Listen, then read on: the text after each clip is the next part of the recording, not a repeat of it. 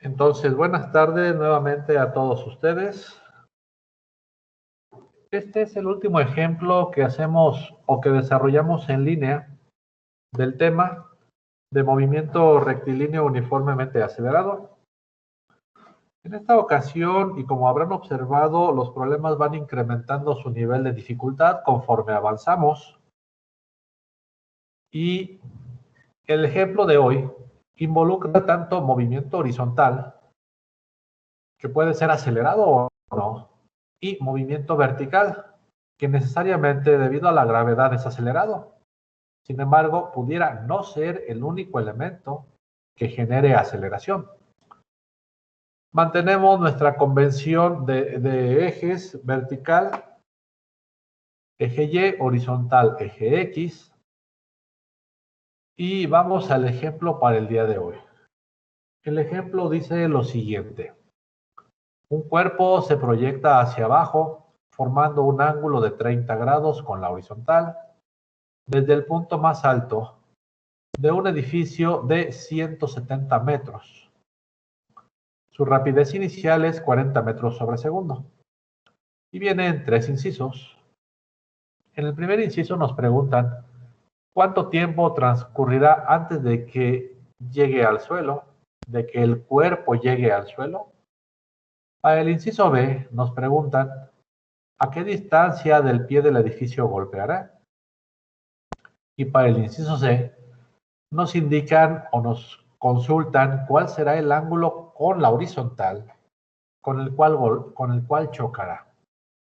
Como pueden apreciar, se requieren conocimientos previos de otras materias.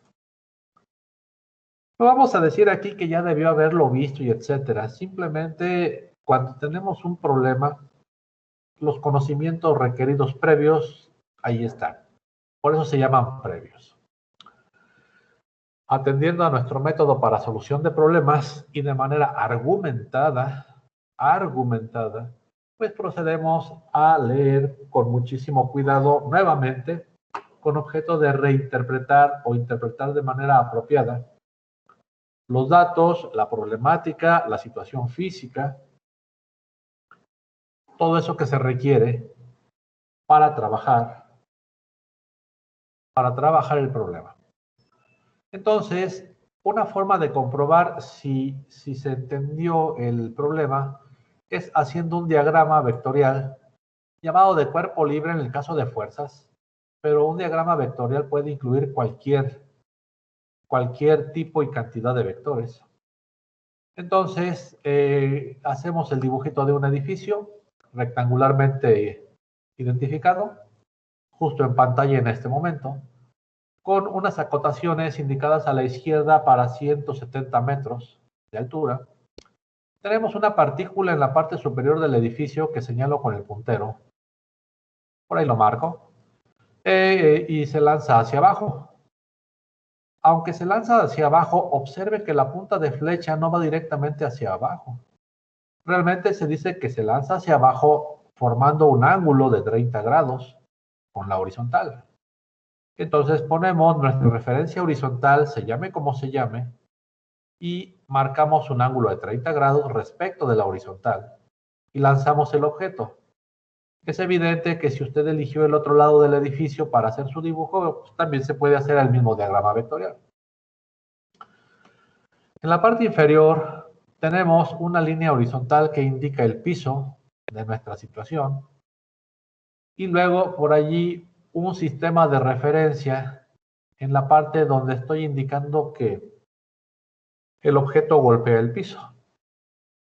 Observe que en el sistema de referencia ahora sí pusimos las indicaciones de X y Y, X para horizontal, Y para vertical. Sin embargo, hay elementos adicionales. Observe cómo se graficaron o se representaron unas puntas de flecha, unas flechas con su punta, indicando qué es lo que está ocurriendo en esa parte. Observe, por ejemplo, que el Vx o el Ve subíndice X está indicado a la izquierda con una punta de flecha a la derecha. Y que cuando toque el punto en cuestión, X, cualquier punto, a partir de ese momento, que es el origen, la misma flecha se puede representar nuevamente a la derecha. Si usted las identifica, es la misma flecha, solo que tienen significados de acuerdo a la ubicación positiva o negativa de los ejes. Observe también que puse una VY. En este caso, las Vs están representando velocidades. Por lo tanto, puedo interpretar que tenemos velocidad en X y velocidad en Y. Es la velocidad del objeto cuando choca con el piso, al pie del edificio. Observe que no conocemos un ángulo θ que estoy marcando en la parte derecha, cuadrante 4 de mi sistema de referencia, y que seguramente nos lo están preguntando. Y por ahí, a manera de indicativo, puse la palabra golpea, con objeto de que nos demos idea de qué está ocurriendo. También estamos estableciendo una distancia X desde el pie del edificio hasta el punto donde golpea el objeto. Y bueno, en este momento, en un rectángulo más grande, estoy ilustrando los elementos que contiene nuestro análisis. Paso número 2. Si acaso el paso número 3 de nuestro procedimiento. Una vez identificados estos elementos, que nadie me va a decir que allí están, yo debo de ser capaz de identificar qué está ocurriendo ahí. Procedemos a completar ahora la nomenclatura de elementos que disponemos. Por ejemplo, estoy hablando de una velocidad inicial en dirección Y, que todavía ya simbolicé, pero no he explicado en qué consiste. Estoy planteando un modelo matemático Y es igual a velocidad inicial por tiempo más un medio de la gravedad por el tiempo al cuadrado.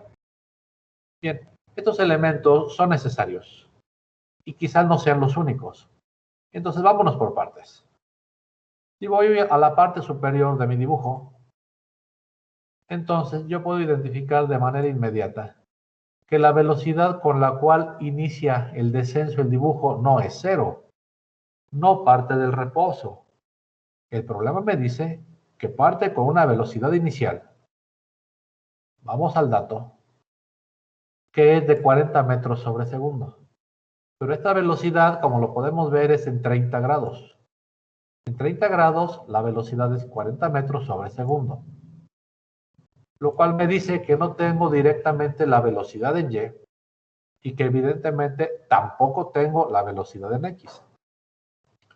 Tendremos que recurrir a la trigonometría con objeto de identificar en el dibujo la componente de la velocidad en X y de la velocidad en Y que representé en la parte inferior donde el objeto golpea. Es claro también identificar que cuando inicia el movimiento es velocidad inicial y cuando termina el movimiento es velocidad final. Aunque estén en X, aunque estén en Y, sus valores van a ser distintos.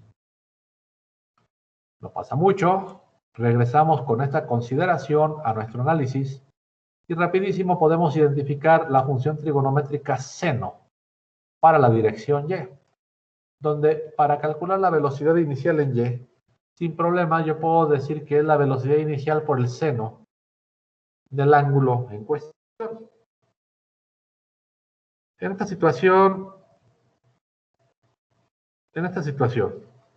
pues simplemente podemos ubicar una sustitución casi directa. Y en este momento también puedo hacer una mención.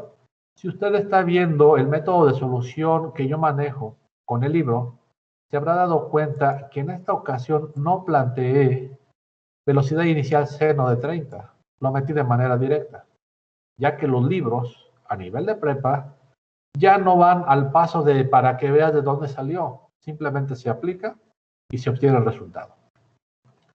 De manera muy práctica, el seno de 30 sabemos que vale 0.5, multiplicado por 40 metros sobre segundo me va a dar como resultado 20 metros sobre segundo.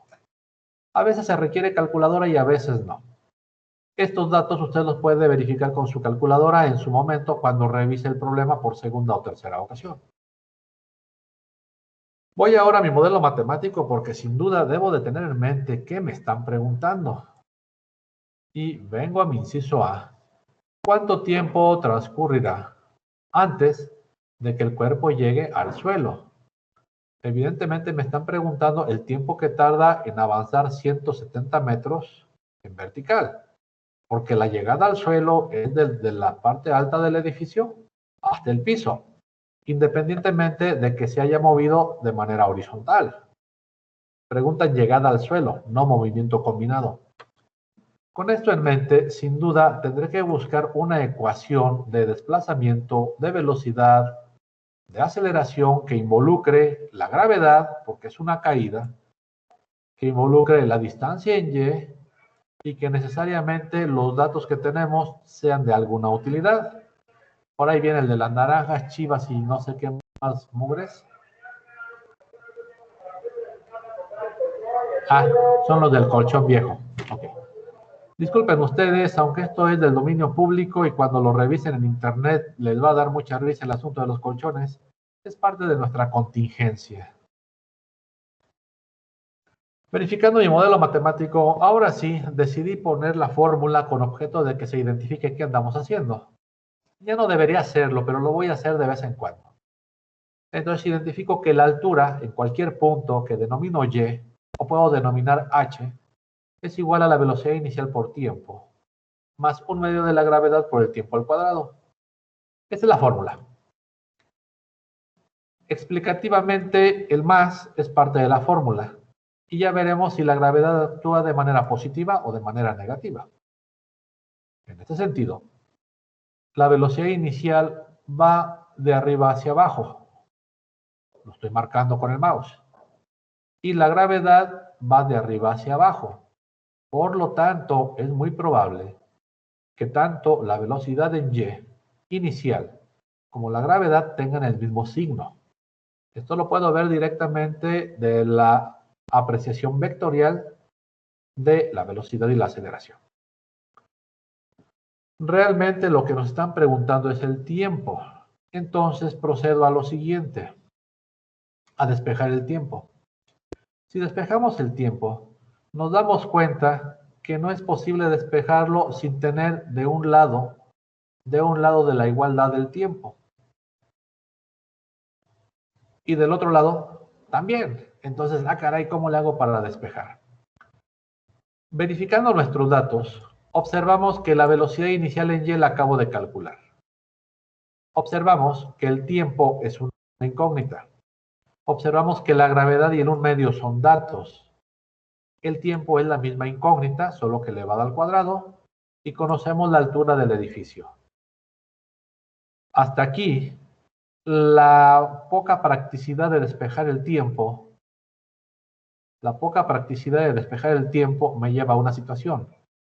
No puedo despejar de manera directa o hacerlo tan simplemente.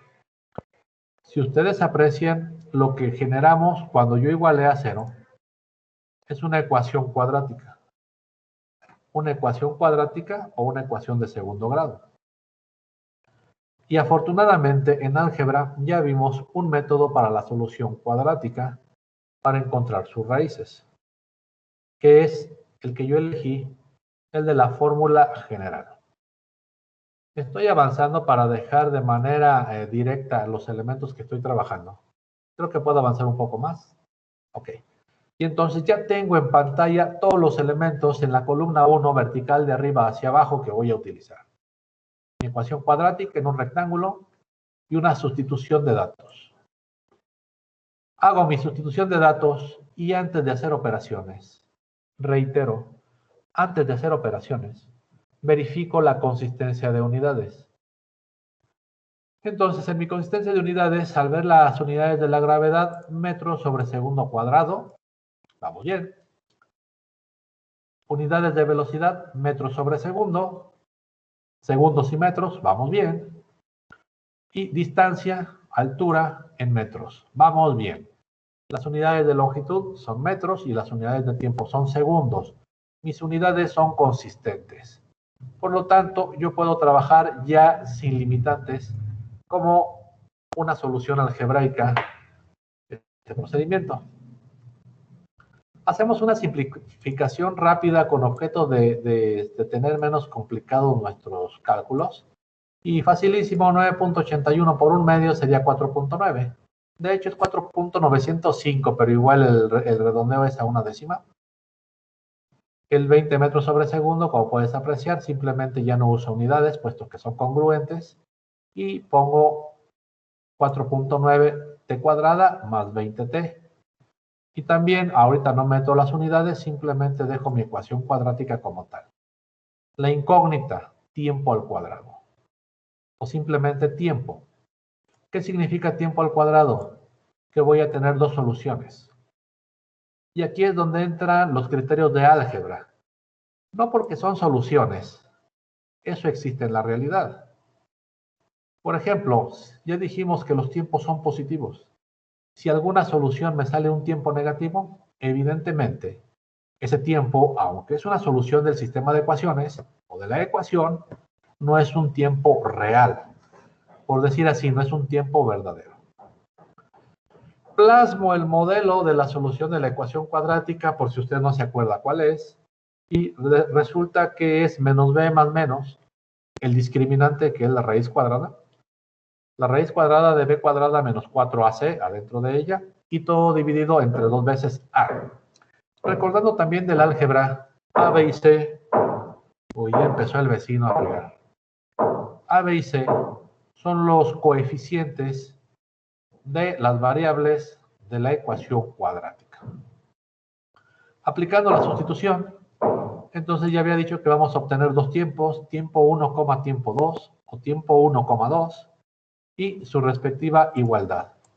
El b es 20, por lo tanto menos b es menos 20, más menos, y luego abrimos una raíz cuadrada, el b al cuadrado menos 4 veces la multiplicación de a, que vale 4.9, por c, que vale menos 170.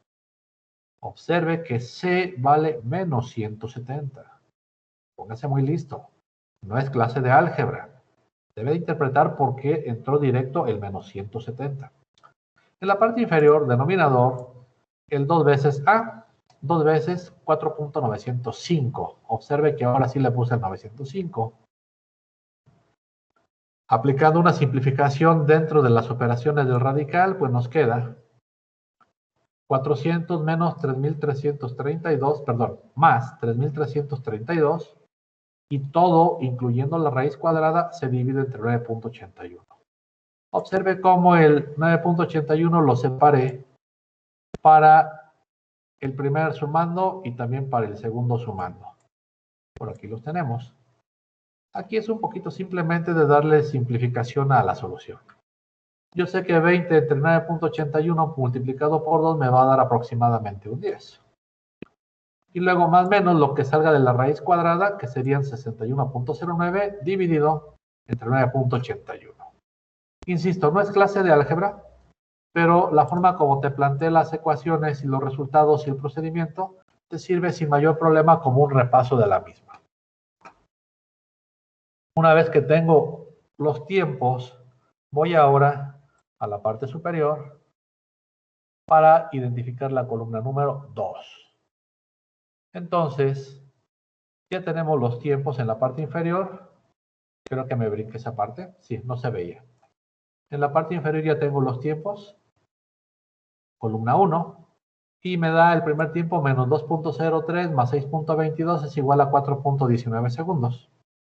El tiempo número 2 es menos 2.02 menos 6.62 igual a menos 8.650 segundos. Como dijimos, los tiempos negativos no son reales, aunque la ecuación los muestre. Por lo tanto, la solución es 4.19 segundos para el inciso A. Ahora sí, voy a la columna 2 para ver la solución del inciso B. Como ni me acuerdo cuál es el inciso B, cosa que sucede muy frecuentemente, vamos a nuestro ejemplo y nos preguntan, ¿a qué distancia del pie del edificio golpeará? Y que vemos, es un problema idéntico al que vimos en la clase 4 de la semana 2. Un objeto que avanza horizontalmente en X y que después de un tiempo toca una superficie. Como lo puede apreciar, no es más que una repetición del problema de la clase anterior. Y rapidísimo podemos ver que la velocidad horizontal en X, que no conocemos, la podemos conocer como componente de la velocidad, inicial. Entonces la velocidad en X sería velocidad inicial por el coseno de 30 grados, ya que es complementario al seno, y hace un momento usamos el seno para la velocidad en Y. La velocidad en X, una vez aplicado su valor, es 34.64 metros sobre segundo, cosa muy fácil de calcular. Sin embargo, podemos identificar ahora nuestro modelo matemático. En X no hay aceleración. Repito, de manera horizontal no hay aceleración. Por lo tanto, puedo utilizar directamente el concepto de velocidad es igual a distancia sobre tiempo. Oiga, profe, pero no puso distancia sobre tiempo. Claro que no, porque ya está despejado. Distancia es igual a velocidad por tiempo. Ah, ya te dije de dónde salió. A continuación, hacemos simplemente la sustitución de valores para identificar consistencia de unidades. La distancia se mide en metros y los tiempos se miden en segundos, cosa que es consistente. Un simple cálculo de multiplicación y la distancia con la cual el objeto golpea el piso o a la cual golpea el piso desde el pie del edificio es 145 metros. Tanto así de lejos. El edificio es alto y la velocidad era alta también. ¿Cuánto tiempo se llevó en eso? ¿De dónde salió el tiempo? Observe que cuando dije sustituir, sustituimos un tiempo de 4.19 segundos. El mismo tiempo que cae el objeto es el tiempo que está avanzando de manera horizontal. Por eso es 4.19 segundos y lo calculamos en el inciso A. Inciso B, resuelto. Y procedemos ahora al inciso C, que parece ser era un ángulo. ¿Cuál será el ángulo con la horizontal con el cual chocará el objeto? ¿Qué me están preguntando? ¿Qué es eso? Eso es geometría, eso no es física. Recuerden que las materias que llevamos son complementarias, no son exclusivas, mucho menos excluyentes. Y la física se auxilia de la geometría, de la trigonometría, del álgebra, para resolver sus problemas de la vida real. Allí está el por qué hicimos un diagrama vectorial en la parte inferior del edificio al inicio de nuestro análisis. Y yo puedo observar que justamente ese ángulo θ que habíamos puesto al principio es el ángulo con el cual me están preguntando que golpea el objeto cuando toque el piso. Rapidísimo, viendo nuestros vectores, que la velocidad horizontal es en X y la velocidad vertical es en Y, observe la punta de flecha. X apunta a la derecha, mientras que Y, velocidad, va hacia abajo, apunta hacia abajo. La función trigonométrica que me sirve conociendo velocidad en X y velocidad en Y directamente es la tangente. Cateto opuesto sobre cateto adyacente. Lo cual te pongo a manera de definición en esta expresión. Eso no lo saqué de ningún lado. Yo conozco las funciones trigonométricas y decidí que esa función trigonométrica es útil para mí. Hecho esto, hago la sustitución de valores con objeto, perdón, creo que se va a abrir una pantalla. Alguien la regó. Ya regresé. Esta sustitución de valores la aplico y nuevamente reviso las unidades. Velocidad en Y, metros sobre segundo, velocidad en X, metros sobre segundo, que incluso coloquialmente podemos decir que se van a anular. Me va a quedar un valor sin unidades, que es la tangente. Ahí está, tangente de θ es igual a 0.57737. Profe, ya encontramos la solución. No encontraste la solución. Encontraste el valor de la tangente del ángulo que te preguntan. Entonces, ¿qué debo de hacer? Pudieras preguntar. Pues lo único que podemos hacer es, para encontrar el ángulo θ, aplicarle a la tangente su función inversa. Por eso, en la parte que sigue abajo, despejamos θ a manera trigonométrica. θ es igual a la inversa tangente o tangente menos 1 elevado a la menos 1 del valor que disponemos. Y si lo aplicamos, con lágrimas en los ojos, podemos ver que el resultado que salió fueron 30 grados. A ver, expliquen, profe. ¿Por qué si salió con 30 grados, también llegamos con 30 grados? Y si usted observa y hace la situación geométrica de dos paralelas, una paralela horizontal en la parte alta del edificio, con otra paralela horizontal en la parte superior del edificio, y con el vector de velocidad que lanzamos, se da cuenta que la velocidad corta dos paralelas. Y entonces los ángulos alternos internos tienen el mismo valor. Esta es una forma geométrica de comprobar que el cálculo que hicimos trigonométricamente para este problema de física es correcto. Observe que hay maneras alternas de comprobar algunas situaciones utilizando la geometría. Dicho esto, es la solución total del problema. Vaya tomando su apunte, capturando sus pantallas, lo que usted requiera, para posterior atención de consultas.